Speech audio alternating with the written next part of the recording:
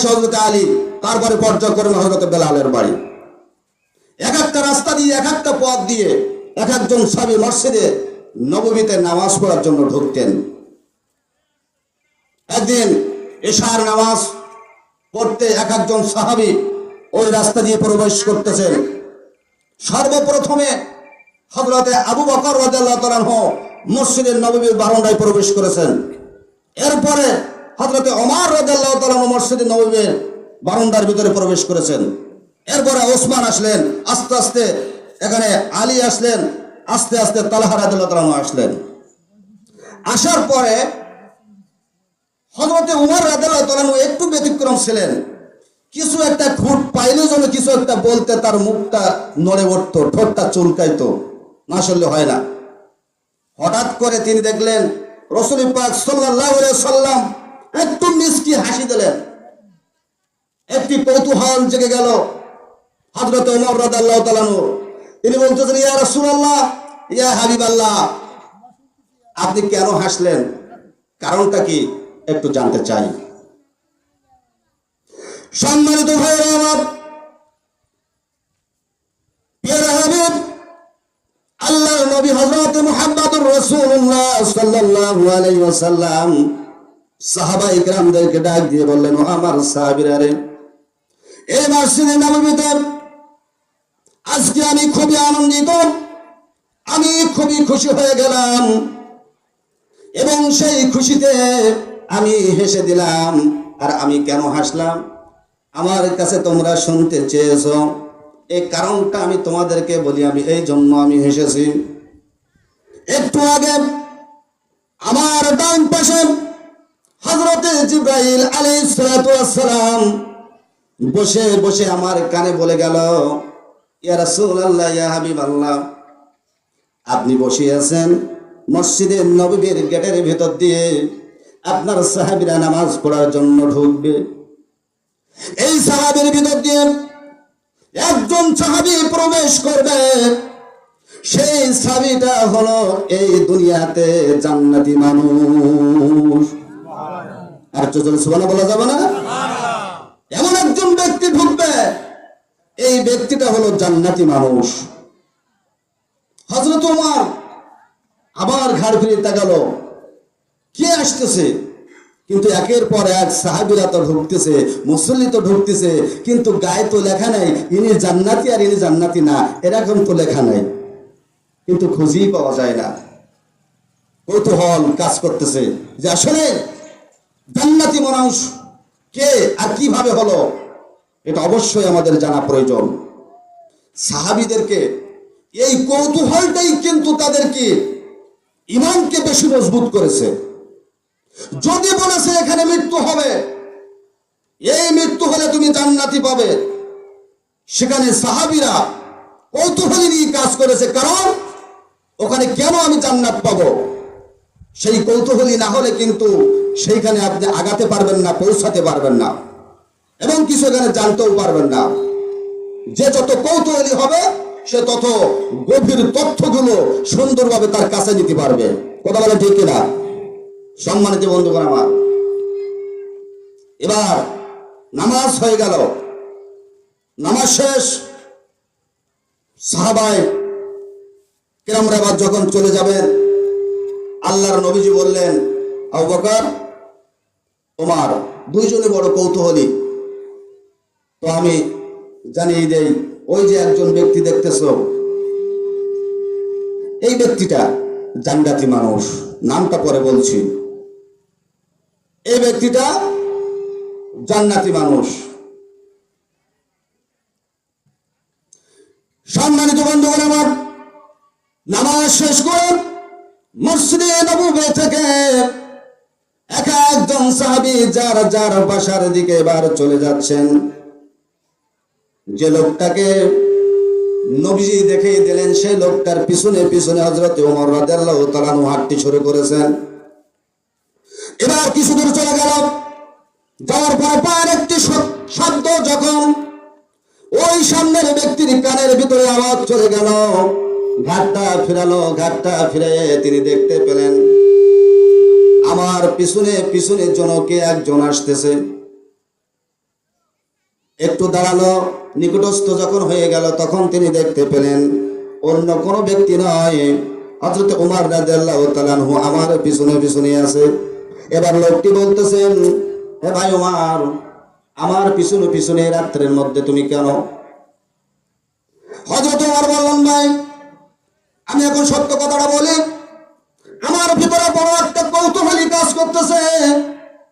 কারণ দুনিয়াতে জান্নাতি মানুষ, এটা দেখার জন্য আমার বড় ইচ্ছে ছিল, কিন্তু আজকে আমি সেটা দেখে গেলাম। কিন্তু কোন কাজে কোন কারণে জান্নাতি মানুষ হয়েছে সেটা তো আমি না দেখে আজকে আর ছাড়বো না।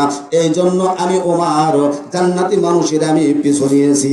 আমি তোমার কাছে দাবি করতে চাই, আজকে রাতটা আমি তোমার বাড়িতে মেহমান হতে চাই। সুবহানাল্লাহ বলা যাবে না?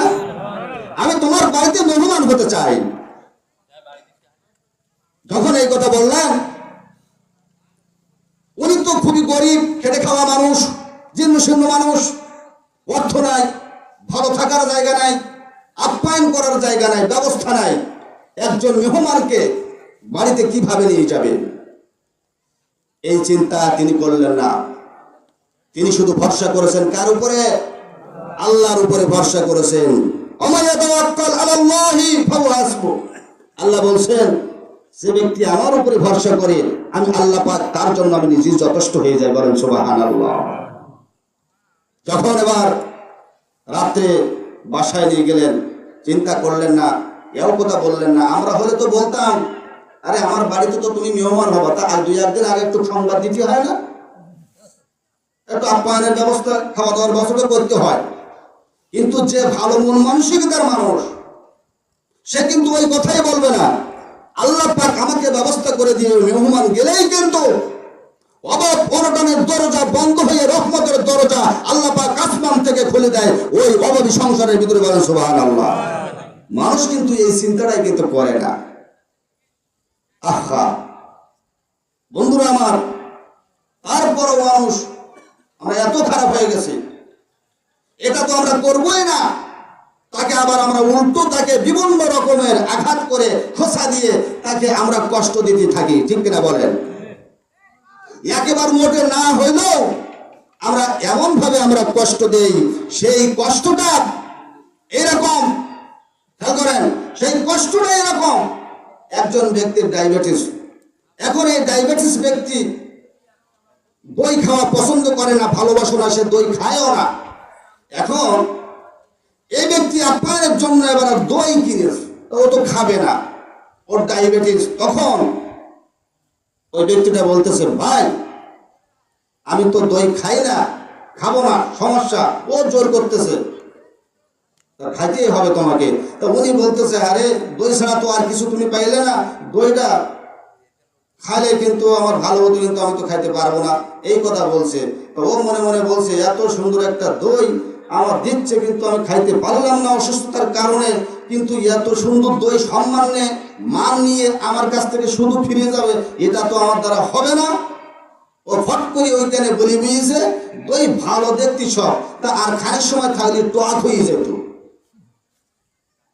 ও তো খাতে পারেনি, কিন্তু এইটা বলে ওর মনে সান্ত্বনা দিয়েছে। কিন্তু এইটাই কি তার সান্ত্বনা দেওয়ার কথা ছিল? শুকরিয়া আদায়, সান্ত্বনা তার আল্লাহ পাকের প্রশংসা করে তাকে নিতে হতে হতো। সম্মানিত বন্ধুগণ আমার, এবার হযরত ওমর রাদিয়াল্লাহু তাআলা আনহু রাত যাপন করলেন। রাত হয়ে গেল, ওই ব্যক্তির কোনো আমল দেখতে পেলেন না। হযরত ওমর রাদিয়াল্লাহু তাআলা আনহু তিনি চিন্তা করতেছেন, আমি ঈশা পর্যন্ত, সুবহে সাদেক পর্যন্ত, ঈশা থেকে শুরু করে সারা রাত ধরে ধরে আমি পাহারাদারি করলাম, কোন আমলে এই ব্যক্তিটা জান্নাতি মানুষ হয়েছে এই দুনিয়ায়, কিন্তু কোনো আমল তো আমি খুঁজে পাইলাম না। বাড়িতে এসেছে দেখলাম ঘুমিয়ে পড়েছে, কিন্তু আমি পাহারাদার করলাম, দান করতে দেখলাম না, সাদকা করতে দেখলাম না, আর অন্য অন্য ইবাদত বন্দেগী তাসবিহ তাহলিল তেলাওয়াত এগুলো আমি কোনো কিছু করতে আমি দেখলাম না। সুবে সাদিক হয়ে গেল। আবার এই ব্যক্তিটা নামাজ পড়ার জন্য মসজিদে নববীর দিকে পথ আগাতে থাকলো। কিন্তু এতগুলো সময় পার করলাম, কিন্তু ব্যক্তিটা যে দুনিয়াতে জান্নাতি মানুষ, কিন্তু কোনো কাজ আমি ধরে পেলাম না। আমি কি করে দুনিয়ার জান্নাতি মানুষ হব? এখানে কৌতূহল বাড়বে না কমবে? আরে কথা বলেন না কেন? কবরস্থানে কথা বলছি না, কৌতূহল আরো বেড়ে গেল। হযরত ওমর রাদিয়াল্লাহু তাআলা তিনি আবার চিন্তা করতেছেন, আমি না শুনি আর পারবো না।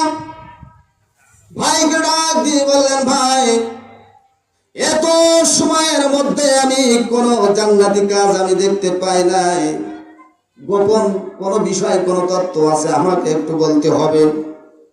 এটা না বললে তো আরো হবে না। কিন্তু আমাদের সমাজে এমন ব্যক্তি আছে, গোপন কোন কাজ দিয়ে যদি আমরা উন্নতি করি, এটা আর আমরা কারোর বলতে চাই না। কথা বলা ঠিক কিনা? এটা আর আমরা কারোর বলতে চাই না। কিন্তু নবীজি বলেন কি, বাল্লিগু আননি ওয়ালায়া, তুমি যেটা জানো, যেটা তুমি পারো, যেটা নিয়ে তুমি আগাও, যেটা নিয়ে তুমি উন্নতের শীর্ষে তুমি পৌঁছায় যাচ্ছ, আবিধানিক সার্বিক অর্থ দিয়ে এগুলো ব্যাখ্যা করা যায়। এগুলো তোমার গোপন করা যাবে না। তুমি যেটা জানো সেটা অন্যকে শেয়ার করে দাও। আর এই শেয়ারটা আমরা কিন্তু করতে চাই না, এই শেয়ার আমরা করি না।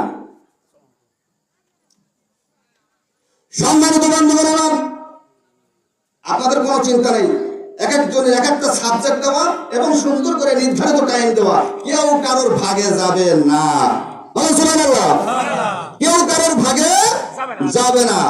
আজকে বেড়াতে দিছি। সম্মানিত বন্ধুগণ আমার, এবার এই ব্যক্তি যখন শেয়ার করতে চাইলেন, হযরত ওমর রাদিয়াল্লাহু তাআলা আনহুকে বললেন, ভাই আমি বড় কোনো আমল আমি করতে পারি না, কারণ আমি গরিব মানুষ। আমি অর্থ দান করতে পারি না, আমি গরিব মানুষ। আমি জীর্ণ শূন্য মানুষ, আমি কালো মানুষ, গায়ে আমার বল নাই, যুদ্ধের ময়দানে ভালো যুদ্ধও করতে আমি জানি না। আমি শুধুমাত্র ছোট্ট একটা আমল করি, কিন্তু এই আমলটা আল্লাহর কাছে যে কত বড় পছন্দনীয় এটা আমি জানি না। হয়তো এই আমলটা আল্লাহর কাছে বড় পছন্দ, এই পছন্দের কথা আল্লাহ তাআলা নবীজির কাছে বলতে পারে, কিন্তু আমি এখনো খবর পাইনি। তুমি বলেছো আমি দুনিয়াতে জান্নাতি মানুষ, নবীজি বলেছেন, এতে আমি বড় খুশি হয়ে গেছি। বলেন সুবহানাল্লাহ। সম্মানিত বন্ধুগণ আমার, ওই ব্যক্তিটা বললেন, আমার প্রতিদিনের একটি নিয়াত এবং প্রতিদিনের আমার একটি ভালো আমল। সেই আমলটা হলো, আমি যখন ঈশা নামাজ আদায় করি, ঈশা নামাজ আদায় করে যখন আমি ঘুমাতে যাই, পবিত্রতা অর্জন করে সূরা ফাতিহা একবার তেলাওয়াত করি, তিনবার সূরা ইখলাস তেলাওয়াত করি, নবীজির শানে কয়েকবার আমি দরুদ শরীফ তেলাওয়াত করি। এটা করার পরে আল্লাহর কাছে আমি দোয়া করি। সেই দোয়াটা হলো এরকম, রব্বুল আলামিন আজ সকাল থেকে শুরু করে রাত্রে বিছানায় যাওয়া পর্যন্ত কত মানুষের সঙ্গে আমার সাক্ষাৎ হয়েছে, দেখা হয়েছে, কথা হয়েছে, বাজারে গেছি, বিভিন্ন জায়গায় আমার সাক্ষাৎ হয়েছে। আল্লাহ, আমার জানা বা অজানায় তার হয়তো আমি ব্যথা দিয়ে থাকতে পারি বা ব্যথা লাগতে পারে। আমার কথা, আমার আচরণে, আমার চলায় বিভিন্ন কায়দা দিয়ে ওই ব্যক্তিটা হয়তো কষ্ট পেতে পারে, কিন্তু ওই ব্যক্তিটা হয়তো আমাকে বলতে পারি নাই, তার হয়তো সাহস হয় নাই, আর নাইলে তার হয়তো স্মরণ নাই। কিন্তু ওইটা আমি ভাববো না, ওইটা আমার ফ্যাক্ট না। আমি একজন ইমানদার মানুষ, আমি আল্লাহর বান্দা। একটা বান্দার জন্য সহানুভূতি প্রকাশ করা আমার নৈতিক ঈমানি কর্তব্য। এইটা আমি মনে নিয়া আল্লাহ আল্লাহর কাছে দোয়া করি, মাওলা গো আমার দ্বারা যদি কেউ কোনো কষ্ট পেয়ে থাকে, আমি তার নিঃস্বার্থতাকে আমি মাফ করে দিয়ে আমি আমার বিছানায় আমি ঘুমায়ে গেলাম। কারণ কি, আমি একজন আল্লাহর বান্দা। যে ব্যক্তি অপরাধ করেছে সে আল্লাহর বান্দা। আমি যতটা দুঃখ পেলে কষ্ট পাবো, সে ততটা দুঃখ পেলে ততটাই কষ্ট পাবে। আমি জান্নাতে গেলে আমি ততটাই কষ্ট পাবো, ও জাহান্নামে গেলে ও ততটাই কষ্ট পাবে। কিন্তু এই কষ্ট আমি একজন বান্দা হয়ে আরেকজন বান্দার জন্য এটা আমি মেনে নিতে পারি না, তাহলে আমি নবীর কুনতুম খায়রা উম্মাতিন উখরিজাত লিন-নাস আমি হতে পারবো না। এই জন্য আমি আল্লাহর কাছে বলি, আল্লাহ গো যত যা ওই ব্যক্তিরা আমার কাছে অপরাধ করেছে তাদের না জানা সত্ত্বেও আমি তাদেরকে মাফ করে দিলাম। আর সূরা ফাতিহা তেলাওয়াত করেছে, আবার সূরা ইখলাস তেলাওয়াত করেছে। এগুলো তেলাওয়াত করার কারণে এক খতম কোরআন শরীফের সওয়াবও পাওয়া যায়, আমি তাদের মাফও করে দিলাম। আবার এক খতম কোরআন শরীফের সওয়াব তাদের আমলনামায় আমি আবার দান করে দিলাম। চিৎকার দিয়ে বলেন সুবহানাল্লাহ। এ সুবহানাল্লাহ খাল পার হয়ে, এ সাবা সুবহানাল্লাহ খাল পার হয়ে, খাল পার করে দিতে পারবেন? দেন তো নারায়ে তাকবীর, নারায়ে তাকবীর, নারায়ে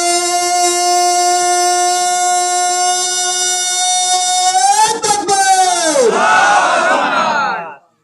একটু গা গরম হয়েছে না? মাঝে মধ্যে একটু গা গরম না হলে হয় না। সমস্ত বন্ধুগণ আমার, আমি বেশি সময় আমি নষ্ট করবো না, কারণ এলাকার আমরা ছেলে, আমরা আলোচনা করি। আমার 15 বছর আমার নাটোর আছে, নাটোর হুজুরার প্রতি নাটোরে ঘুরে দিতে হবে বলো, আমি দেবানে সমস্যা নেই। এবং ওখানে আছে নগরদারিয়া, বগুড়া, এদিকে আল্লাহ আমাদেরকে নিয়ে যায়। ওখানে আবার প্রধানও যায় ইনশাল্লাহ, আপনাদের দোয়ায়, ওস্তাদদের দোয়ায় কৃপায়। আমরা তো বড় মাপের আলেম তো আমরা হতে পারিনি। শুনেন, সাহাবায়ে কেরামরা একজন মুহাদ্দিস মুফতি আলেম শুধুমাত্র শোনা মাদ্রাসায় পড়ে মেমোরিতে লোড দিয়ে শুধু আমলের জন্য তারা অনুভূতিকে বহির প্রকাশ ঘটিয়ে দিয়েছে। আল্লাহ পাক বলছেন, মান জাহাদা ফিনা লানা ইয়ামনাহুম সুবুলানা, কে তোমাকে নিচের দিকে টানবে? সবাই দুনিয়া যদি টানে, আমি শুধু চুল ধরে টান দেব, তুমি আমার মা কামে পৌঁছে যায়। বলেন সুবহানাল্লাহ। ইউজুর ভুল বলছে না? আল্লাহ পাক আমাদেরকে মেহেরবানি করবেন। সম্মানিত বন্ধুগণ আমার, তাহলে আমাদের সকলকে জান্নাতি মানুষ হতে হবে। তাহলে এরকম যদি আমরা আমল করতে পারি, ইউবাদদিলুল্লাহি সাইয়্যাতিন হাসানা, আল্লাহ পাক কি বলছেন? তাদের বদ আমলগুলো, খারাপ আমলগুলো ওদেরকে মুছে দেওয়া হবে, ধ্বংস করে দেওয়া হবে। ধ্বংস করে দেওয়ার পরে ওই জায়গাটা কিন্তু ফাঁকা থাকবে না। ওই ফাঁকা জায়গায় আমি নেক দিয়ে, সওয়াব দিয়ে আমি আবার লোড করে দেব। বলেন সুবহানাল্লাহ। ভালো কাজ করলে আপনার নেকি ধ্বংস হবে, আর খারাপ কাজ করলে আপনার নেকি ধ্বংস হবে। খারাপটাই করবেন, নেকি আপনার ধ্বংস হবে। ভালোটাই আপনি করবেন, আপনার নেকি ধ্বংস হবে। তাহলে আমাদের কাজ করতে হবে কি? নেকির কাজ করতে হবে। বন্ধুরা আমার, আমি একটা সূরা তেলাওয়াত করেছিলাম, 3টি আয়াত, 7 আয়াত পর্যন্ত যাওয়া যাবে না। কারণ আমাদের এই নসিহত গুলো, আমাদের এই চরিত্রগুলো এই হুমাযা সূরার মধ্যে আল্লাহ পাক 3টি আয়াতের মধ্যে বলে দিয়েছেন। এবং এই 3টি আয়াতের যে কার্যকলাপ, যে গুণগুলো, এই গুণগুলোকে আল্লাহ পাক কোরআনের আয়াত দিয়ে এই কাজগুলোর উপরে আল্লাহ তাআলা নিন্দা ঘোষণা করেছেন। নিন্দা ঘোষণা করেছেন এই কাজগুলো। আবার এই কাজগুলো আমাদের ভিতরে আমরা নিয়েছি। সম্মানিত বন্ধুগণ আমার, আল্লাহ পাক কোরআনের মধ্যে বলছেন,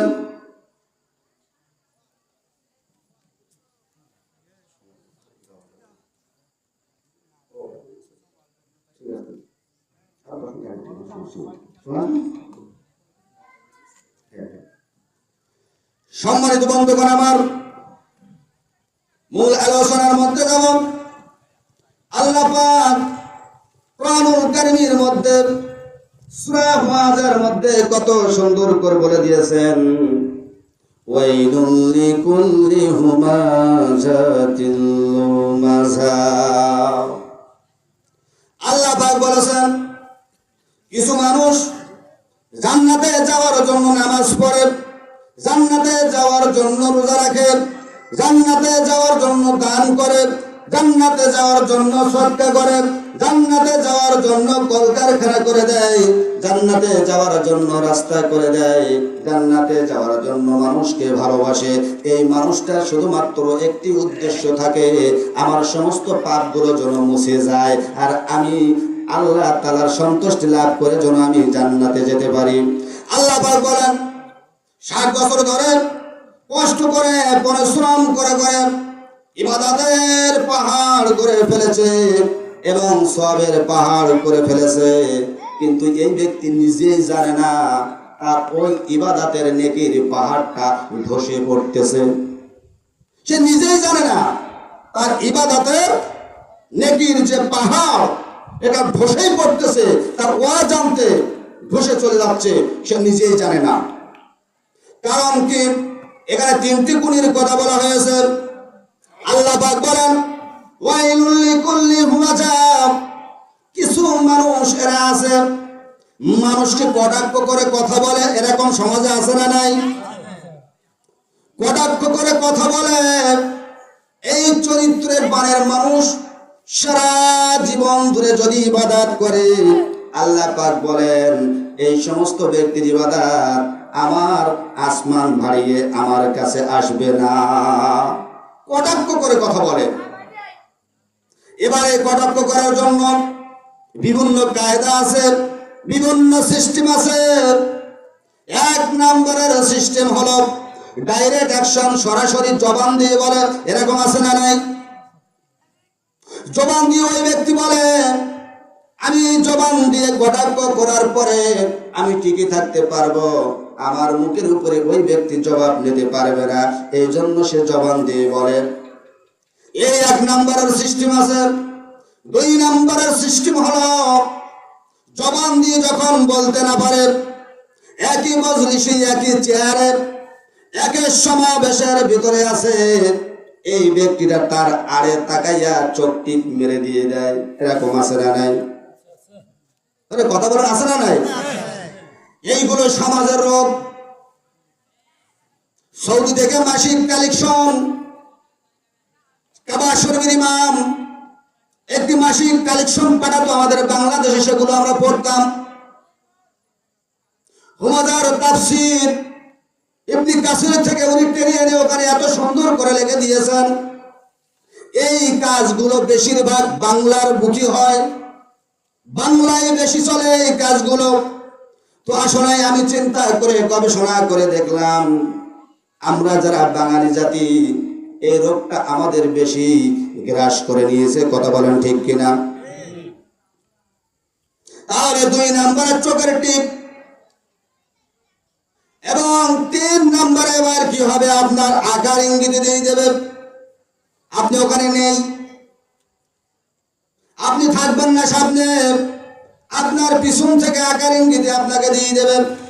সামনে আসার ক্ষমতা তার নাই, কথা বলার ক্ষমতা নাই, চোখে টিপ মারার ক্ষমতা নাই। কিন্তু আপনি যখন থাকবেন না, অন্য একটা আড়েলা যাইয়ে গোপন করে আপনার নামে এমন করে একটা ক্লিক মেরে দিয়ে দেবে। এইটা দেওয়ার কারণে আপনি বড় একটা ধ্বংসের দিকে আপনি এগিয়ে যেতে পারেন। এখানে নবীজি বলেন, সাহাবায়ে কেরামদেরকে নিয়ে তিনি শিক্ষা দিতেছেন, সবাইকে যুদ্ধের প্রস্তুতি নিতে বলছেন। এবার হযরত ওসমান রাদিয়াল্লাহু তাআলা আনহু তিনি বলছেন, ইয়া রাসূলুল্লাহ, আমি তো ধনী মানুষ, আমি যুদ্ধ করতে যেতে পারি, আমি তরবারি কিনতে পারি, ঢাল কিনতে পারি, আমার অর্থ আছে, আমার সওয়ারি আছে, আমি যুদ্ধ করতে যেতে পারি। কিন্তু আর যারা গরীব অসহায়, যাদের ঢাল নাই, তরবারি নাই, উট নাই, ঘোড়া নাই, কিভাবে তারা যুদ্ধ করবে? এভাবে যখন কথা বলা বলি করতেছেন, এর মধ্য দিয়ে হযরতে আবু যার রাদিয়াল্লাহু তাআলা আনহু তিনি এবার বলতেছেন, ইয়া রাসূলুল্লাহ, সবচেয়ে কোন অস্ত্র বড় ধারালো হয়? এরকম যখন প্রশ্ন করলেন নবীজি তিনি বললেন, ও আমার সাহাবীরা, ভালো একটা প্রশ্ন। সবচেয়ে বড় একটি অস্ত্র মানুষের কাছে আছে। এই অস্ত্র দেখা যায় ধার নাই, দেখা যায় নরম, দেখা যায় নেলফালি, দেখা যায় ভোতা, দেখা যায় তেলতলা, কিন্তু এই অস্ত্র লোহার অস্ত্র হচ্ছে সবচেয়ে বড় ধারালো অস্ত্র। বুঝা সে অস্ত্রটা কি? অন্ত সোজা হিসেব ওয়াজ হবে ধাঁধা মতো ওয়াজ, বলেন তো না? ইমান কি অস্ত্র হয়? আমাকে ফোন করা যায় নাই? এস 100 মার ওনাকে দেওয়া হলো ইমানি তরফ থেকে।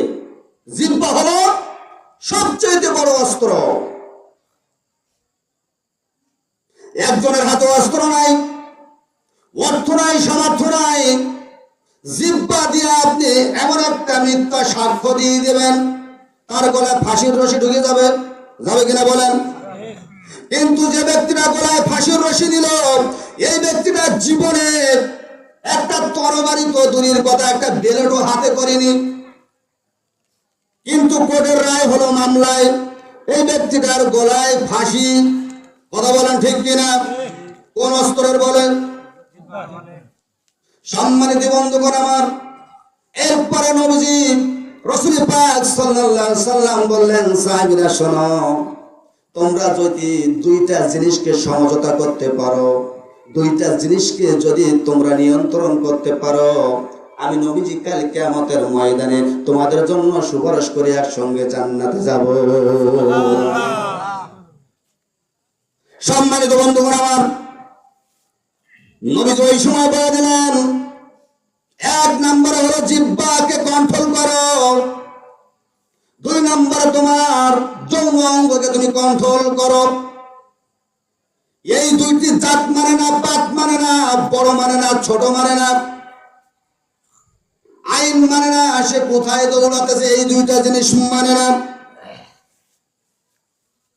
কিন্তু তোমার নফস দিয়ে আল মুজাহিদু নাফসাহু ফি তাআতিল্লাহ, নবীজি বলছেন, যদি তোমার নফসের সঙ্গে জিহাদ করে এই দুইটা জিনিসকে দমন করতে পারো, আমি আল্লাহর নবীজি বলে দিলাম, তাহলে তুমি আমার জন্য হতে পারবে একজন কুনতুম খায়রা উম্মাত। বলেন সুবহানাল্লাহ।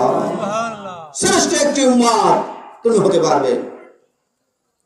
যে কথা বলতেছিলাম সম্মানিত বন্ধুগণ আমার, তাহলে কিন্তু পশ্চাতে পিছনে জিহ্বার অস্ত্র দিয়ে মানুষকে আঘাত করে দিয়ে দেয়। এজন্য আল্লাহ পাক বলেন, ওয়াইলুল লিকুল্লি হুমাযা আল্লাযী জামা মাল ওয়াদ্দাদা। আল্লাহ পাক বলেন, সামনে এবং পিছনে এই নিন্দুকেরা, এরা নিজেরাই জানে না, নিজেদেরকে সম্মান স্ট্যাটাস বড় করতে গিয়ে এমন কাজ করে ফেলে, এই ব্যক্তিদের সমস্ত আমলগুলো সব বরবাদ হয়ে যায়। একজন ব্যক্তি যখন একজনের সমালোচনা নিয়া এবং নিন্দা নিয়া যখন ব্যতিব্যস্ত হয়, উনি মনে করে যেন আমার একটা বড় সম্মান বা স্ট্যাটাস বাড়তেছে, কিন্তু এই কাজের জন্য এই ব্যক্তি কখনো ক্ষমা চায় না। চাই কি? যদি কাউকে নিন্দা করা হয়, আমার গা কি গন্ধ খাবে? যদি কাউকে নিন্দা করা হয়, আমার গায়ে কি ময়লা পড়বে?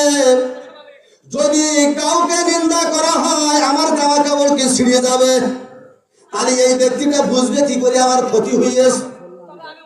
যদি ক্ষতি হয়েছে এটা যদি বুঝতে না পারে, তাহলে তো তার তওবা করা তো ওখানে সাজে না, ঠিক কিনা বলেন? তওবার কথা মনে আসবে না, কারণ তার তো কোনো অসুবিধা গায়ে ঠেকে না, মুখে কথাই স্যার বলিতেছে। কিন্তু নবীজি বলেন, শোনো, কাল একটু বলেছো, আজ একটু বলেছো, এরকম একটু বলবা, কিন্তু তোমার গায়ে আঘাত লাগে না, ব্যথা লাগে না, এটা তুমি মোছার চেষ্টা করো না, এটা তোমার জন্য কত ক্ষতি করে তুমি কি জানো? নবীজি পাক সাল্লাল্লাহু আলাইহি সাল্লাম বলেন, বুখারীর মধ্যে বলেন এবং বাইহাকী শরীফের মধ্যে বলেন, নবীজি বলেন, দেখো, যখন তোমরা একটি মানুষকে যখন তোমরা গীবত করো, সমালোচনা করো, এই আজ একটু কাল একটু যখন তুমি সমালোচনা করো, এটা তুমি মনে করো একটা পানির ফোঁটার মতো। কিসের মতো? তাহলে বড় না হালকা? হালকা না, খুব বড় না, ছোট না, একটা মার্বেলের চেয়েও ছোট না। নবীজি বলছেন এটা তুমি মনে করো পানির ফোঁটার মতো। তাহলে এখানে এইরকম তো উল্টা বুঝলে হবে না যে পানির ফোঁটা মতো যখন বলছে তত হালকা, তাহলে এই কাজগুলাই করতে পারা যাবে বেশি বেশি নাকি? এইরকম কিন্তু করা যাবে না, এর ব্যাখ্যা আছে। সম্মানিত বন্ধুগণ আমার, নবীজি বলেছেন এটা পানির ফোঁটার মতো। সেটা পানির ফোঁটার মতো কেমন করে? এবার নবীজি বললেন তুমি একটা মস্ক নাও।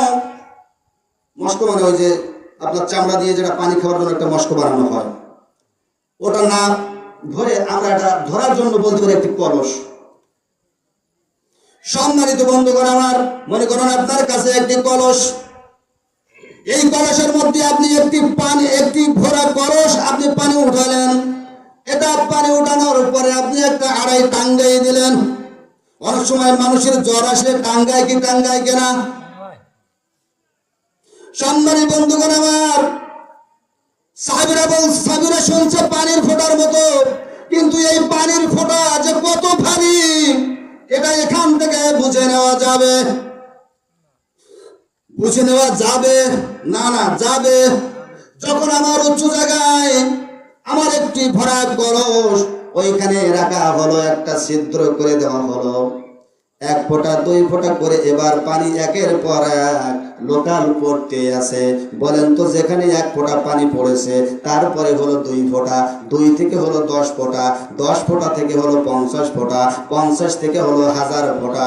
সর্বপ্রথমে 1 ফোঁটা যেখানে পানি পড়েছে ওখানে কতটুকুনি আপনার খুঁজে যাবে, আর যেখানে 1000 ফোঁটা পানি পড়েছে ওইখানে আপনার কতটা খুঁজে যাবে? কি বুঝ আসে? বুঝ আসে? তাহলে পানির ফোঁটা বলে কি আর হালকা ভাবে যাবে? বন্ধুরা আমার, 1টি ফোঁটা 2টি ফোঁটা করতে করতে আপনার ওখানে নদীও হয়ে যেতে পারে। আপনার দিল, আপনার কলব চায় জান্নাতি শ্বাস। আপনার দিল, আপনার ঈমান চায় জান্নাতি শান্তি। এবং সেই শ্বাস আর এই শান্তিতে আপনি একটি পাহাড় করেছেন আপনার কলবে। সেই কলবের ভিতরে আপনি হিংসার, বিদ্বেষের, নিন্দা আর এই কটাক্ষগুলো আপনি বাস করাচ্ছেন। আজ একটা কাজ একটা করতে করতে আপনি ওখানে ঢেলতেছেন একের পর এক। এবার তো আপনি চিন্তা করে দেখেন, একদিন যেটা বলেছিলাম একটার কারণে একটু ক্ষতি গেছে, আর 60 বছর ধরে আমি করে আসতেছি সেই রকম খোদা আছে না? সেই খোদা আরো বড় হয়ে গেছে। খোদা বড়, সেই খোদা বড় হয়ে গেছে না? সম্মানিত বন্ধুগণ আমার, যাদের ক্ষতি গেছে খোদা বড় হয়েছে মনে হয়, চিন্তার কোনো কারণ নাই। কারণ এই মানুষ ভুলের কারণে মানুষ কিন্তু চলে যেতে পারে জাহান্নামে, মানুষ কিন্তু সমস্যায় পড়ে যেতে পারে। এভাবে করে মানুষ কিন্তু ক্ষতির দিক চলে যায়। তাহলে আমাদের কি করতে হবে? আমাদের ভালো কাজগুলো আমাদের করতে হবে।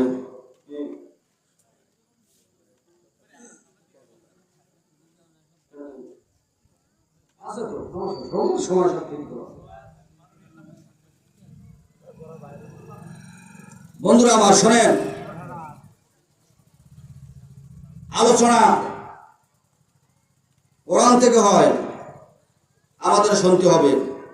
অক্লান্ত পরিশ্রম, অক্লান্ত শ্রম, সারাদিন দৌড়ানোর উপরে, এটা আমাদের মন তখনই ভরবে যখন আপনারা একটু সময় দিয়ে আমাদের মাহফিলটা শুনবেন। ঠিক কিনা বলেন? কথা বলেন। যারা আমার করবে, আমাদের করবে না আপনাদের করবে? বলেন তো, উল্টো হয়ে যাচ্ছে না? এটা আপনাদের জন্য এটা আমরা করেছি। একটু সময় দেবেন, কারণ আপনাদের শান্তি দেওয়ার জন্য। শুধু একটু সাধুবাদ, শুধু একটি বাহাবা এবং শুধু একটু সময় দিয়ে আমাদেরকে শুধু সান্ত্বনা দেবেন, এটাই আমাদের কাছে কোটি টাকা। এটাই আমাদের কাছে কোটি টাকা। কম পরিশ্রম আমাদের হয় না বন্ধুগণ আমার। আর আপনার তো দেখছেন আমি কিরকম দৌড়তেছি, এত আলোচনা করার মধ্যে না, তবু একটু পড়তেছি আনন্দে।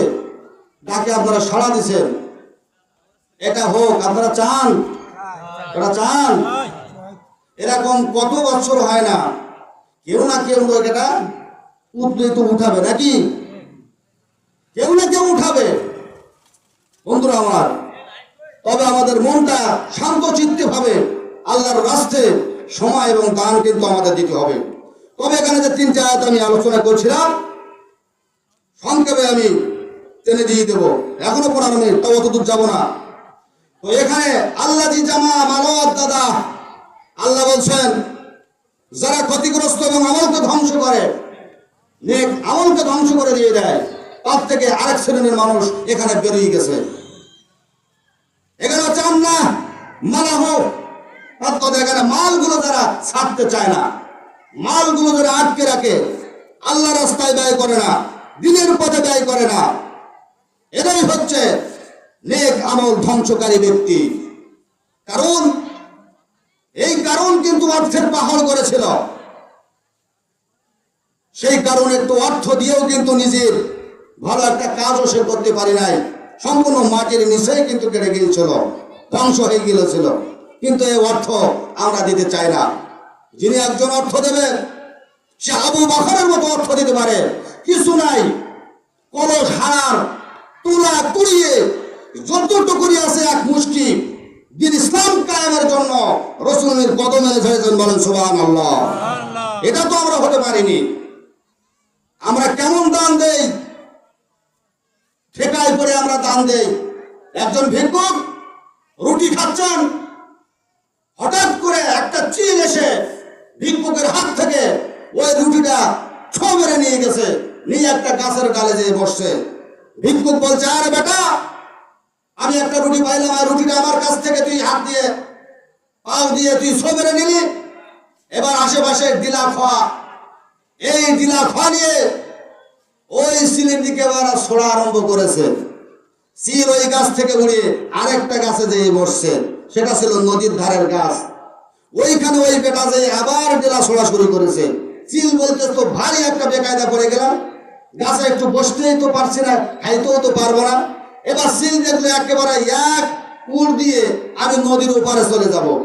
যখন পরের একটা ঢিলা মারছে, এক উড় দিয়ে ওই চিলটা আবার নদী পাড়ি দেওয়া শুরু করেছে।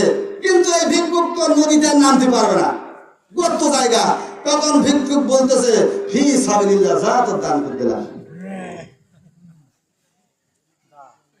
ওই দান আর পকেট থেকে স্বেচ্ছা আল্লাহ রাস্তায় দান কি এক হবে? এজন্য আল্লাহ বলছেন, আল্লাযী জামা মালা ওয়া আদ্দাদা, যারা গচ্ছিত করে সম্পদ, এই ব্যক্তিরা নেক আমল ধ্বংসের দিকে আছে।